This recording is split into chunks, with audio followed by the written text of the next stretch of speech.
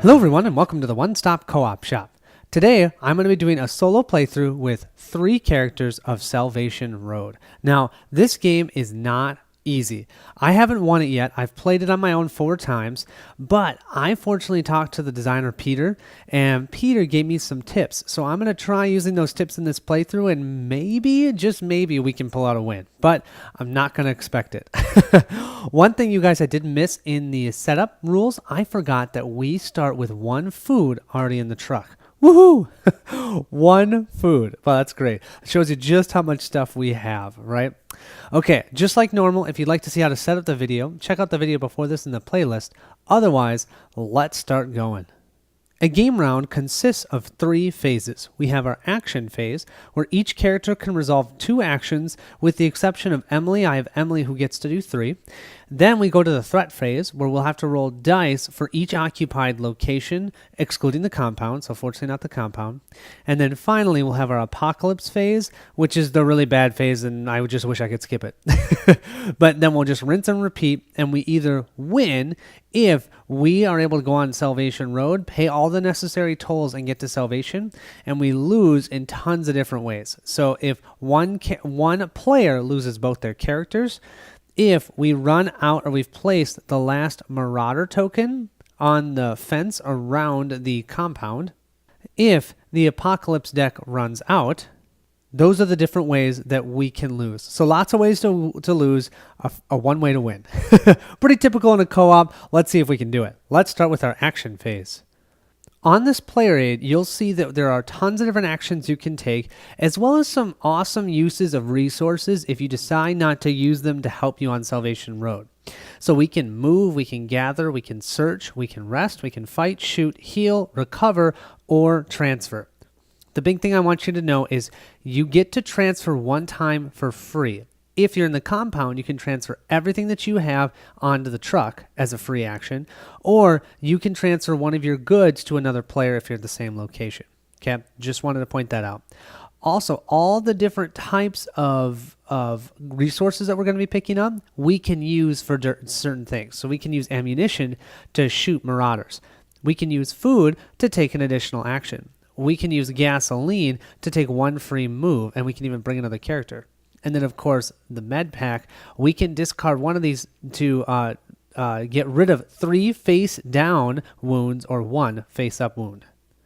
Our first player is going to be Susan and Emily. So these 2 characters make up 1 player.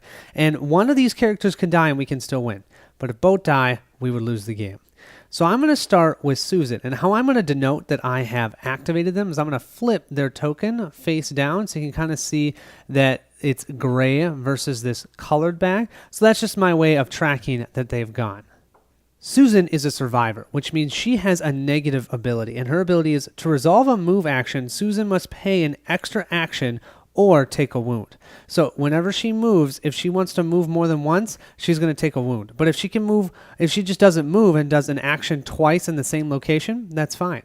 Now, I just have to say, I picked Susan purely because my dad, he fell off of our roof when I was in, 1st grade, and he's been in a wheelchair ever since. So I kind of have a connotation towards people in wheelchairs, so I had to play Susan because I want her to survive.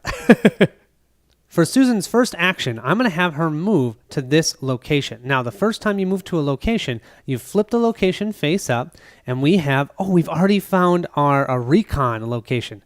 I called it a biohazard location in the setup. Sorry about that. But this is our recon location, which is great. So we'll place her standee here. We also will grab a threat token and place it over the 0. Because right now, there's little threat. We haven't made a lot of noise in this area. But we have found this nomad camp. Let's see what action we could potentially take here if we would like. For an action here, we can discard 1 resource from the supply to scout, or discard one of your character's resources to explore. What's the difference between scouting and exploring? To scout, we'd simply draw one of these cards from the bottom of the deck, and we'd get to know which resources we would need, but not how much. But that lets us know, okay, we at least need med packs and gasoline if this was the card. However, exploring costs a little more because you actually have to give up one of your resources. But that means, you know how we have this card already out? We could flip this over and we know exactly what we would need to get through this part of the road when we're trying to get to salvation. Something else to note about all abilities on cards, they only can be used once a round. So once we use that, we'll cover it up with this for that round. The last thing we do when we first move into a new location is we draw a search card. And we flip it over and we get, oh nice, 2 ammunition and a gasoline. We'll place all 3 resources right here. Now Susan could take a second action, but she'd have to take a wound. So I'm actually going to leave her be there and end her turn. So now we'll move on to player number 2. Player number 2 has Rosa and Jose. Let's do Jose first. Poor Jose, he's a little bit of a coward. This would probably be me in real life. No, I'm just kidding. But Jose cannot be assigned wounds from a threat roll while there are other characters at his location. So from a strategic standpoint, I'm probably going to try and have him be alone because look at, he can hold up to 4 wounds without dying. So he has a lot of space for wounds, and I kind of want to be able to place wounds on him, so I'll probably have him go to his own locations. We'll see. And let's move his standee to this location. We have St. Joseph's Hospital. Ooh, let's grab our threat token, put that at the 0 mark. This location has what we call a passive ability. So if you end your activation here, you may discard 1 unrevealed wound, which is really nice because I realized I didn't grab anybody that was a healer. There is 1 healer character. I didn't grab one. So I'm lucky that we have St. Joseph's Hospital. Now let's draw this search card and we find, medical supplies, quite thematic, and some gasoline. We'll place all 3 of that equipment right here. Jose can take a second action, and I think he's going to pick up one of these med supplies. We'll place that supply right here. Now you can see, if I take wounds and I don't have any place to put a wound except for where I have supplies, I have to drop this in the location that I'm at to place a wound. So I really like how the more wounded you are, the less you can carry, which makes sense. If I have a broken pinky like I do, I can't pick up nearly as much as I could when I wasn't wounded. Our third player has Karl and Hank, and I think I'm going to do all the survivors the first time. So let's look at Hank. Hank really likes to skateboard. He likes to skateboard everywhere, but if anybody has been around a skateboarder, they know they're kind of loud and sometimes can be kind of careless. So every time Hank moves to the compound during the action phase, add 1 marauder. Essentially, they follow him back to their compound. So I'll probably try and keep him out as much as possible so we don't have issues with marauders. I'm going to have Hank go to this location, and we have, the Samade storage. We'll place his standee here, grab the threat token. This has a really nice ability. If you end your activation here, you may take 1 resource from the supply. Now, when it says from the supply, that's the supply of the location that you're at. So that's going to be nice. He can do that at the end of this round even. So then we'll draw our search card, and we have 2 food and 1 gasoline. We'll place all those resources right here.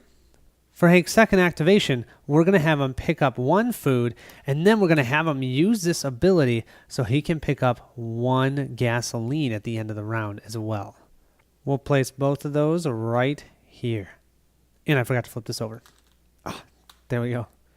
Emily here is probably my most versatile player. She gets 3 actions. That's her ability, Speedy. Emily may perform up to 3 actions during each action phase. The problem is, she can hardly take any wounds, so I've got to be careful with her. For action 1, I'm going to have Emily jump into the nomad camp. Then for action 2, I'm going to have her grab some ammunition. We'll place that ammunition right here. Because she can take a third action, she's going to discard 1 resource from the supply to scout. So she is going to do that and discard this gasoline. That's kind of hard for me to do because I know we need gasoline, but you got to do something. We'll draw a new card from the bottom of this road deck, and we get, we're going to need more ammunition and more gasoline. We don't know how much. When we do our explore actions, we can start looking to see how much we need. But for sure, we're going to need tons of ammunition and tons of gasoline. Our next player is Rosa. Rosa is our fearless defender. She's got family and she knows how to protect them. So Rosa may reroll all threat dice showing wounds at her location during the threat phase. You'll see how that works in a second. Let's flip her token and let's have her take her 2 actions. We're actually going to have her move to the Samede storage as well. For action 1, to do that, and action 2, she's going to pick up this food. She also will hopefully help Hank not take any wounds because we can reroll wound dice. We'll place that food right here. Last but certainly not least, we have Karl. And Karl here is, I'd kind of think of as a leader because he has an action that once per round, move to an occupied location, another character there can perform 1 action. So if he moves into a location, he can then get somebody else to do an action. We're going to have Karl go to the Nomad camp. So he's going to go here, and then he's going to take his second action and allow someone else to do an action. And that is, he's going to allow Emily, who has some ammunition, to jump back to the compound. We'll place Emily here, and this will help her so that during the threat phase, we don't have to worry about her taking wounds. Each character now has taken their 2 or 3 actions, so now we move to the threat phase. What we do is the threat dice are rolled for each occupied location. To determine how many dice we have to roll, we look to see what our threat level is at. Well, we're at threat 0 over here in the Samede storage, so we start with 0 dice, but we have 2 characters there. They're obviously making some noise. So we grab 2 dice that we have to roll. Now, there are a total of 4 white dice. If ever we have to roll more than 4, we have to start rolling black dice, which are worse. There's only 1 blank side or 2 blank sides instead of this one, I think, having 4 blank sides. So we'll roll 4 for Samede storage. Let's see what we get. Okay, so we got no wounds on this one, 1 wound on this one. But don't forget, Rosa's in this location, so we can re-roll any wound dice. Ah, we still got a wound. We'll grab one of these face down wounds. Let's grab this one. And we can decide who to put it on. We're putting this one on Rosa, so we'll place that here. For the hospital, we'll have to roll 1 die, and for the Nomad camp, we'll have to roll 2 dice. This is for St. Joseph's Hospital. No wound, yes, so Jose doesn't get hurt. And then here is for the Nomad camp. Oh, 0s, nice. 1 wound, not bad. We've now completed the threat phase. Now we move to the apocalypse phase. Draw an apocalypse card, add Marauders to the fence, and resolve any card effects. Here's our deck. Let's give it a draw. And remember, this is one of the ways we can lose is if we run out of these cards. We have War. Marauders Assault. Oh, great. 3-player, we place 5 Marauders on the fence.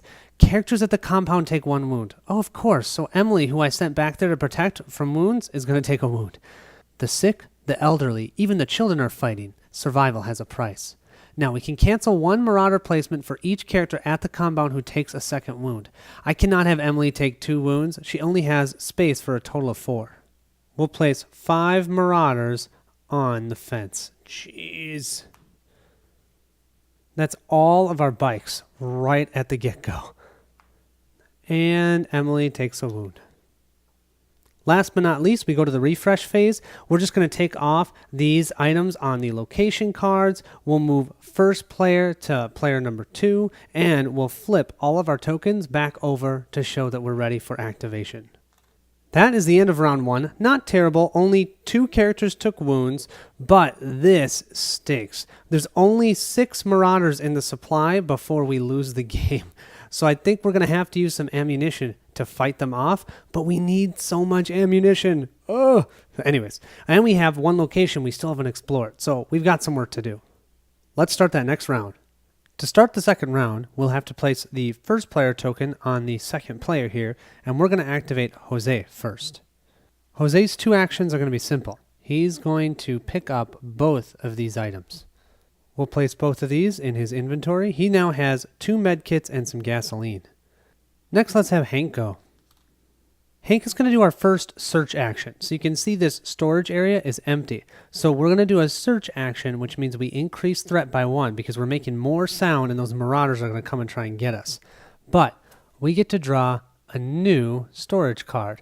Or search card. We get 2 gasoline and ammunition. Nice. That will definitely be helpful. We need all of that. His second action is he's going to grab some gasoline. And then for free, because you can do this as one action for free, he's going to give it to Rosa. Because remember, he doesn't want to go back to the compound if at all possible because he's really loud. Next, let's have Emily go. And I think she is going to use this ammunition. This is called a shoot action. And we can take out 3 Marauders with 1 ammo. But remember, we need all that ammo and I just had to use it that way. Kind of a bummer. We still have 1 location we haven't gone to. So let's flip this up. And it's the Maldito Motors. Oh, cool. Before or after performing an action, you may resolve a free move. Oh, that's going to help us a lot, I think. And we're going to draw our search card, and we have 2 food and some ammo. Good thing we got all this ammo. We'll place all of that right here. And don't forget, you need to place your threat marker. So we're at 0. Now, for most people, you'd be done. But remember, she gets 3 actions. So I'm going to have her pick up this ammo for her 3rd action, and we'll place that right here. She's also going to use the Maldito Motors ability here and be able to move after an action. And she's going to move over here to the St. Joseph's Hospital. She's also going to use that so that then she can discard this face-down wound because at the end of her turn, she starts there. Looks like Rosa is next. Right now, if we stay here at the end of the turn, we're going to have to roll 3 dice because we're already at +1 threat. So I think what we're going to do is we're going to spend 1 action to pick up this ammunition. We'll set that ammunition right here. And then I think we're actually going to go to the compound. And then for a free action, we can take all 3 of these goods that we have here. So 1 food, 1 gasoline, and 1 ammunition, and throw them in the truck. So far, we've got 1 gasoline, 2 food, and 1 ammunition. Boy, we need a lot more equipment in that truck. Next, it's Karl's turn. First thing Karl's going to do is he's going to pick up this ammunition. He'll place that ammunition right here. He's then going to use his commanding influence. That allows him to move to a location and then allow another character to take 1 action. So he's going to move over here to the St. Joseph Hospital and let Emily take an action so she can move all the way to the compound. He's then going to give this ammunition over to Jose. If you look at Jose, he almost is completely full of goods, which is great because he's not going to take a wound since Karl is in that area with him. Karl will take the wounds instead, and then he can bring this back to the compound next time. Last to go is Susan, my favorite. Let's see what she can do. She's actually in a pretty good location for her. She can kind of stay there and keep doing some searches and doing some exploration and whatnot. So I think what I'm going to have her do is do a search action first. So that means we're going to increase the threat level. We get to draw 1 card, and we have 2 medical equipment and some food. We'll place all 3 right here. Now she's going to use this action to scout again, and she's going to discard 1 resource, so this food, from the supply in order to draw another card to know a little bit more about what we're going to see in the road. Since neither of those actions were move actions, she could do 2 this round. So we'll grab the deck and we'll draw a card from the back. Okay, so it looks like we need food and gasoline for this one. We'll place this card right here. So remember, we need to do 4 cards because it's the amount of players plus 1. I'm playing with 3 players. So we need to scout 1 more card, and then we need to start doing some exploration so we kind of know exactly the items that we need. Now we move to the threat phase. Hank is here in Samade's storage with threat plus 1, so he's going to have to roll 2 dice. We'll do the same thing for St. Joseph's Hospital because although the threat is at 0, there's 2 people there, so that's going to be 2 dice as well. Last but not least, for Susan, 2 dice as well, because she is there and we have threat level plus 1. Nobody has any rerolls, so we're just going to have to take what we get. Hank is going to grab 1 wound, which isn't terrible. This is for Karl and Jose. Karl takes 1 wound. Also, not terrible. That's his first one. Okay, hoping for Susan. Nothing here. Come on. Yes, nothing. That's right, that wheelchair blocked it. Now we move to the apocalypse phase. Let's draw the top card. And we have war again. Okay, so we have an option now. In the discard pile, we have this war card. we could just discard this card and draw the next one because we essentially would have 2 wars at the same time. They allow you to discard one if it's the top card in the discard pile. Here's the thing though. Then we're going through this deck faster, and I think I need more time. And remember, only the characters that are in the compound take a wound, and that's only 2 characters versus the 4 that are out in the main area. So I kind of actually think I might leave this. I did get rid of 3 Marauders, so adding 5 isn't terrible, but I am going to have to use ammunition to take some out. So as you can see on the card, we're going to add another 5 Marauders. Characters at the compound take 1 wound. War, battle, violence. They never change. Now we can cancel 1 Marauder placement for each character at the compound who takes a 2nd wound. I don't think I'm going to do that. I think I'll take the 5. We'll add 5. We have 3 motorcycles, but then we're already on 2 buggies. So what that means is we're definitely going to have to use some ammunition. Now technically, you can take an action and eliminate one of these, kind of almost like in a hand-to-hand combat, but then you have to roll black dice, okay, for wounds. And if you're a survivor, not a hero, it's 2 black dice. Yeah, I just don't ever think that's really worth it. I could be wrong. I haven't played this enough probably, but for me, not worth it. That will end round 2. We'll snag these items off of the locations as we can use their abilities again. Everybody gets refreshed, and our first player token is going to move to Karl and Hank.